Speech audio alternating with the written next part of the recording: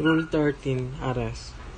Ang pag-aresto ay isang pamamaraan sa isang sistema ng hustisyang pangkriminal. Kung minsan ay ginagawa rin ito pagkatapos ng warrant ng korte para sa pag-aresto. General Guidelines. With the exception of situation in which the law permits warrantless arrest, all arrests should only be undertaken in accordance with a valid arrest warrant issued by a competent authority. Ang lahat ng pag-aresto ay dapat lamang isagawa alinsunod sa isang valid warrant of arrest na in-issue ng isang competent autoridad. Warrant of arrest. A judge or magistrate order granting the police the right to detain an accused individual is known as an arrest warrant. A warrant is issued once competent authorities have demonstrated reasonable cause. Nagbibigay ang warrant of arrest kapag nagbigay ang competent authorities ng reasonable cause. Isa ring warrant of arrest na tinatawag kapag nag-grant ng order ng judge or magistrate sa police officer na i-detain ang inaakusahan. Arrest without a warrant. If a person has just committed a crime and the police officer personally knows facts that point to the person's guilt, the officer may make an arrest without a warrant. Pwedeng arestuhin ng police officer ang isang tao kapag ito ang itinuturo sa isang krimen, kahit pa na walang warrant of arrest. Authority of the arresting officer when making an arrest. Arrest following escape or rescue. If someone who has been legally detained breaks free or is saved, anybody may pursue an immediate warrant-free capture of them whatever in the Philippines. Kapag nakatakas ang legally detained o nakakulong, kahit sinong officer ay pwedeng i-capture yung tumakas.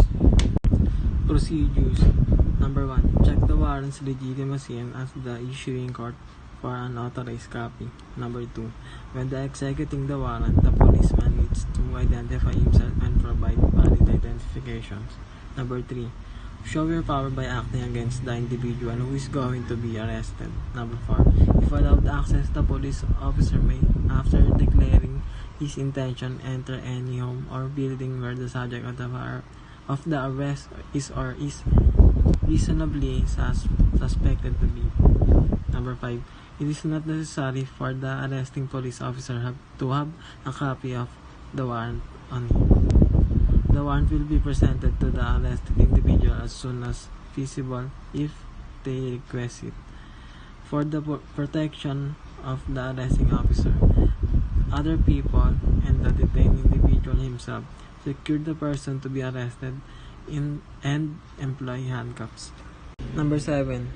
Carry out a comprehensive search of the arrested person's immediate surroundings for weapons and other illicit things.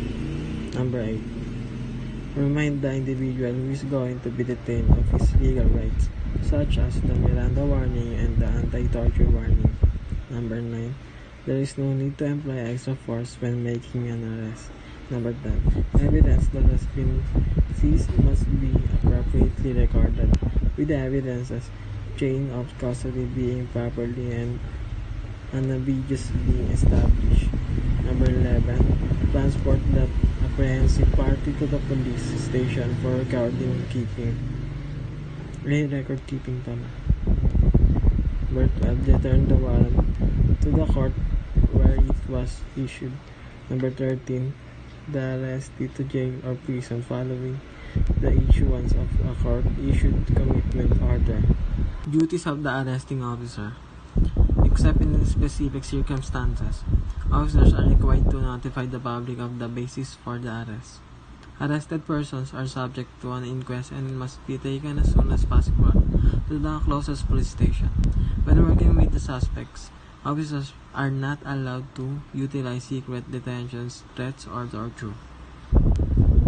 Ang pag-aresto ay kinakailangan ipaalam sa publiko ng mga opisyal, at ang mga naaresto ay dapat din kagad sa pinakamalapit na police station.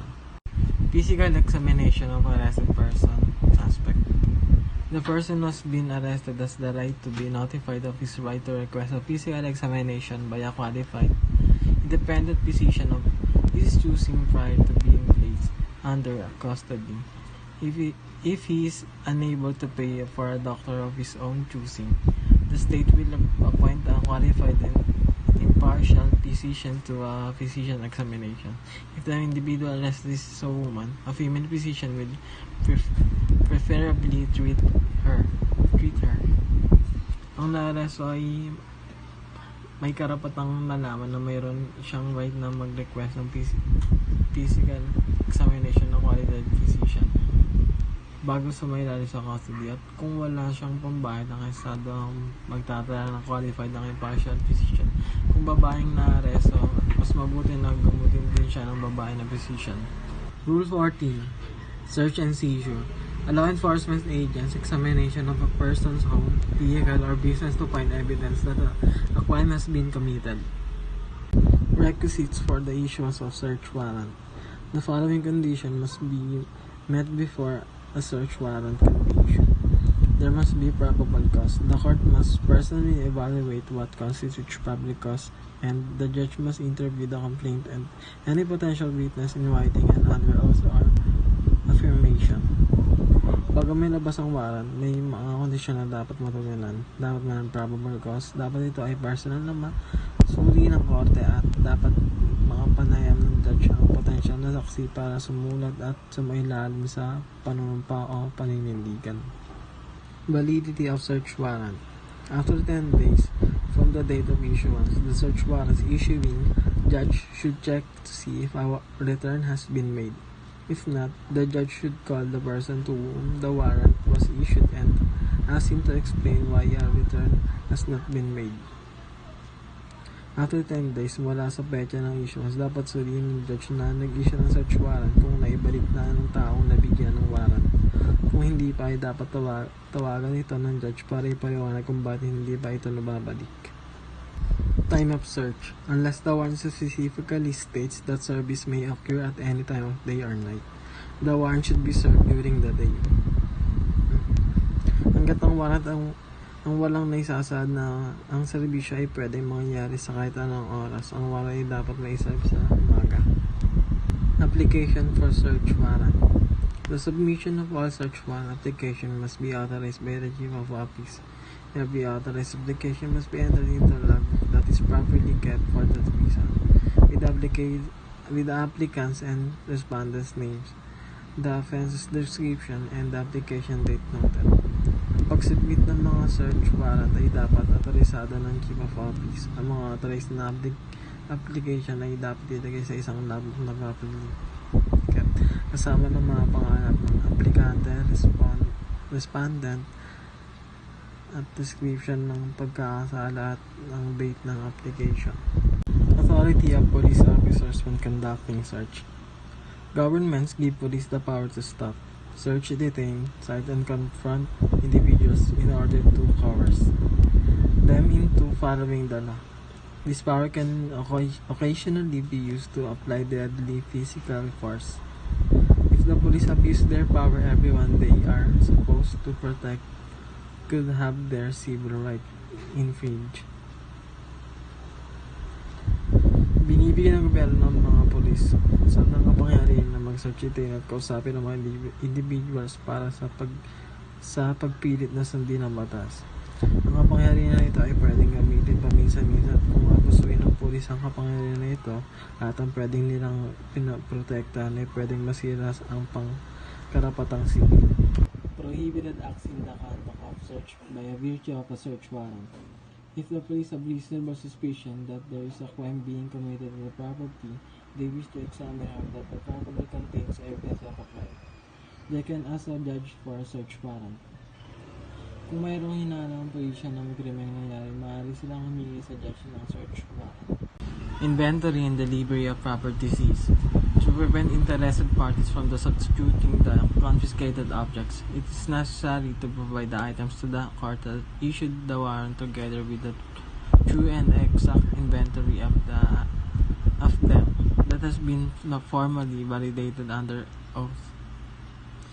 Kailangan ibigay ang mga nakumpiskang bagay sa kote na nag-issue ng warrant kasama ang eksaktong inventory na formal na naputunayan sa ilalim ng panunumpa upang maiwasan ang mga interesado na palitan ng mga na kumpiskang bagay. Valid search and seizures without search warrant. Search made incidental to a valid arrest.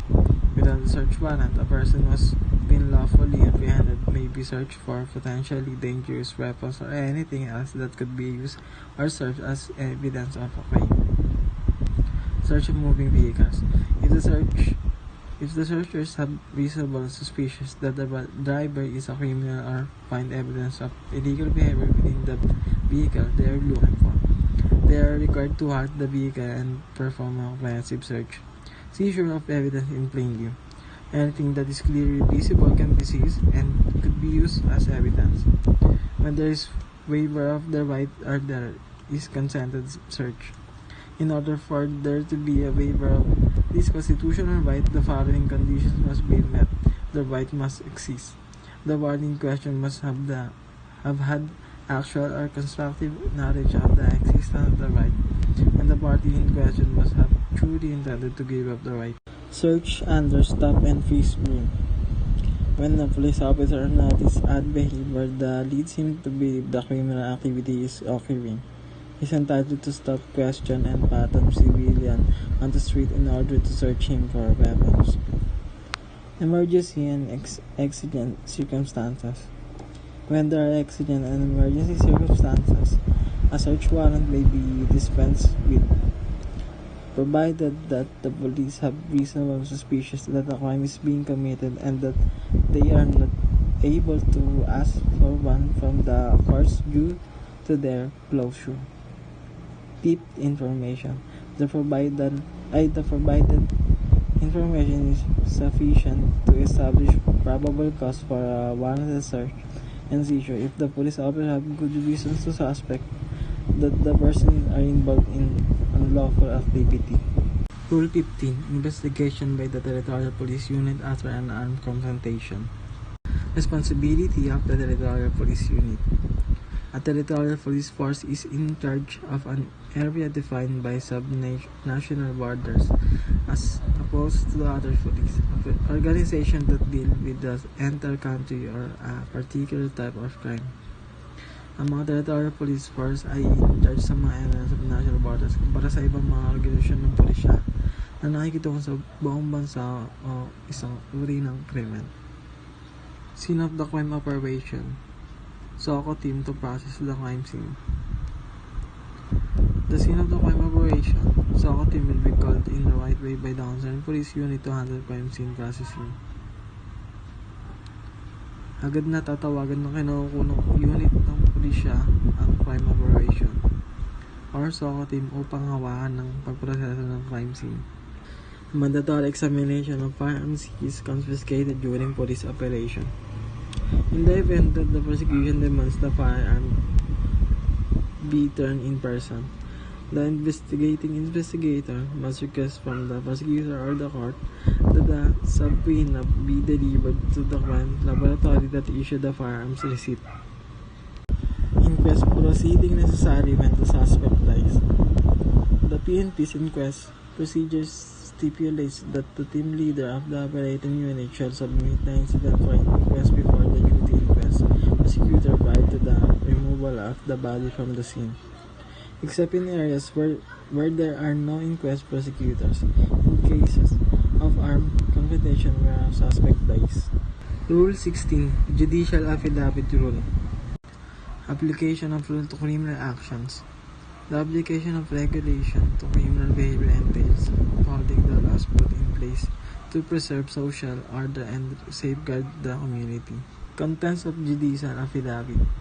Name, age, place of residence, and the other pertinent personal details of the witness should be identified. A declaration of competency outlining the circumstances that make the witness competent.